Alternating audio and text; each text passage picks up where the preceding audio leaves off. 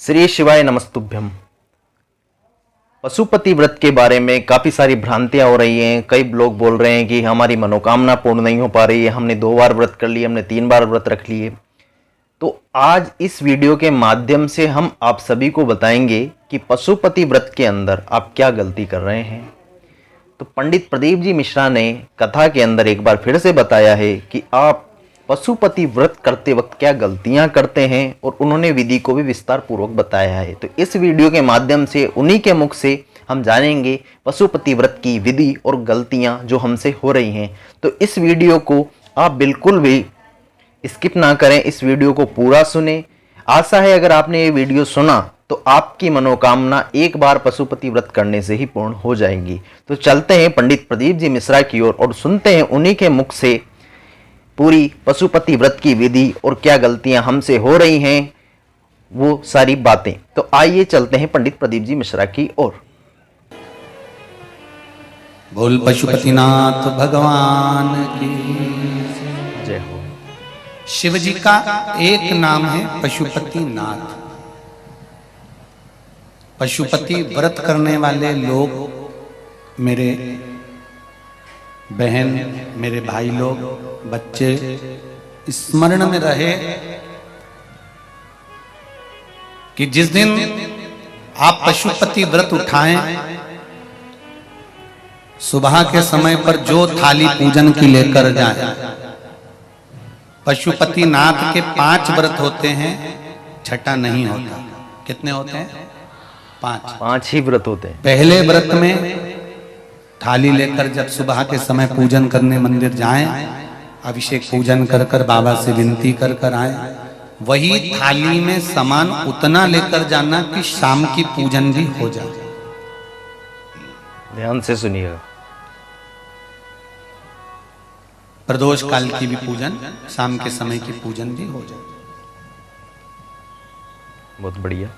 थाली वापस ले आए, रख दें उसको ढककर। शाम को जब पूजन करने जाएं तो 6 दिए, मीठे का प्रसाद,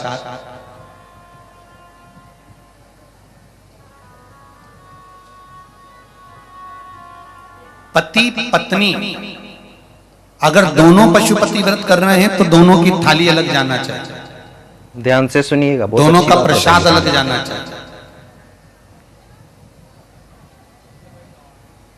कढ़ाई में से प्रसाद के 2 हिस्से नहीं होना चाहिए। कई माताएं बड़ी चतुर होती है कि 2 थाली लगना है, पति भी पशुपति व्रत कर रहे हैं तो अपन हलवा बना लेते हैं सीधा, आधा इनके काम आ जाएगा, आधा हमारे काम आ जाएगा। मतलब पहले ही कढ़ैया में 2 हिस्से होगा तो वो प्रसाद स्वीकार नहीं होगा। विशेष ध्यान रखना। देखिए आपकी गलती।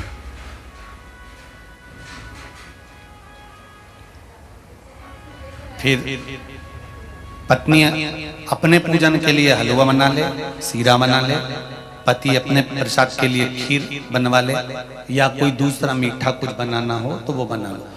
पर जो प्रसाद कढ़ैया में अगर सीरा बनाया है, हलवा बनाया है या खीर बनाई है तो ये हिसाब से नहीं बनना चाहिए कि इनके भी काम आ जाएगी और अपने भी काम आ जाएगी। तो मतलब प्रसाद के 2 हिस्से आपने उसी समय पर कर दिए तो वो व्रत की स्वीकृति नहीं है। इसका विशेष ध्यान रखना। सुन लिया।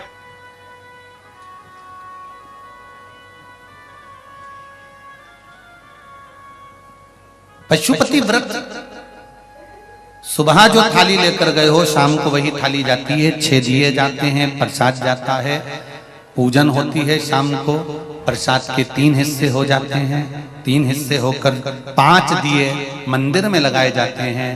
पहला जब व्रत रहे तो बाबा से बेलपत्र चढ़ाते समय विनती करी जाती है प्रदोष काल में शाम के समय कि बाबा मैंने ये पशुपति व्रत उठाया है, इस कार्य के लिए कर रही हूं, आपके बल पर है और आपको ही करना है। बाबा से निवेदन कर कर, विनती कर कर, दिया साथ में लेकर, प्रसाद के 2 हिस्से मंदिर में छोड़कर 1 हिस्सा लेकर घर की ओर चलना है।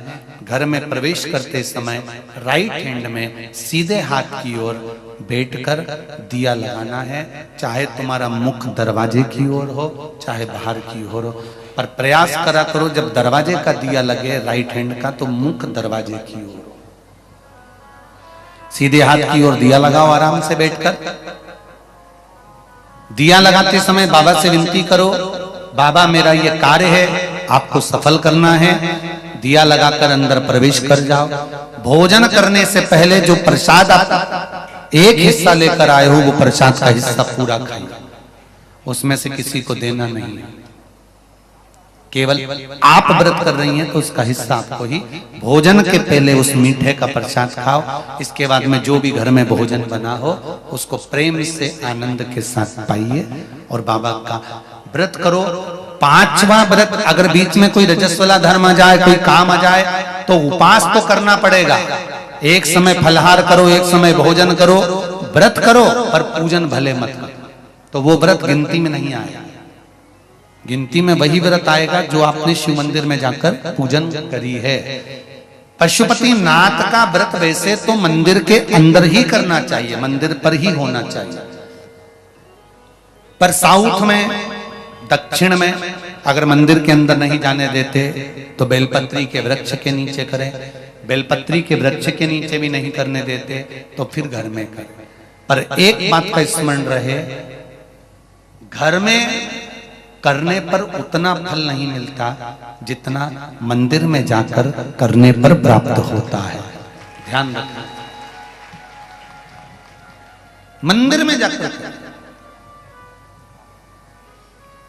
जब 5वां व्रत पूर्ण हो, बीच में अगर गैप भी आ जाए तो 5वां जो व्रत होगा आपका, उस 5वें व्रत में भगवान को कुछ भी पूजन करने के बाद 108 चीजें, या तो बेलपत्र या पंखड़ी फूल की या चावल का दाना, मूंग का दाना, जो भी आप बाबा को समर्पित कर सकते हो। कुछ बाबा को 108 दाने समर्पित कर दो, या बेलपत्र समर्पित कर दो, या पुष्प समर्पित कर दो। श्रीफल 11 रुपए रखकर बाबा को विनय करो, बाबा आज मेरा व्रत पूर्ण हो रहा है, आप मनोकामना पूर्ण करना। जी, अगर दिल से पशुपति व्रत करा है तो ये निश्चित है 5 व्रत तक इंतजार नहीं करना पड़ेगा, 2-3 व्रत में ही मेरा बाबा कार्य पूर्ण कर देगा। और आपने भी कितने लोग बैठे हैं जिन्होंने पशुपति व्रत करे होंगे और बाबा ने सुनी होगी, ये निश्चित है। हाथ उठाओ जिन जिन की बाबा ने पशुपति व्रत में सुनी है। ये देखो ढेर लगा है, चारों पंडाल में आप देख सकते हो लोगों के भाव हृदय। बैठिए। तो आप सभी ने सुना कि पशुपति व्रत के अंदर आप लोग क्या गलतियां करते हैं, और विधि एक बार पंडित प्रदीप जी मिश्रा ने पूरी विस्तार से बताई है। तो इस विधि का अगर आप अनुसरण करते हैं तो आने वाले समय में आप अगर पशुपति व्रत करेंगे तो आपकी मनोकामना अवश्य पूर्ण होगी। इसी आशा के साथ अगर ये वीडियो अच्छा लगे आपको तो इस वीडियो को लाइक ज़रूर करें, और फिर भी आपके मन में कोई सवाल है, कोई संशय है तो कमेंट करके ज़रूर बताएं। हम आपका के सवाल का जवाब कमेंट बॉक्स में ही दे देंगे, और आपके जो मन के अंदर जो संशय है, जो डाउट है, जो संदेह है, उसको दूर करने का प्रयास करेंगे। तो इस वीडियो के बारे में आपके कुछ विचार और भी हों और तो आप कमेंट करके बता सकते हैं। श्री शिवाय नमस्तुभ्यम।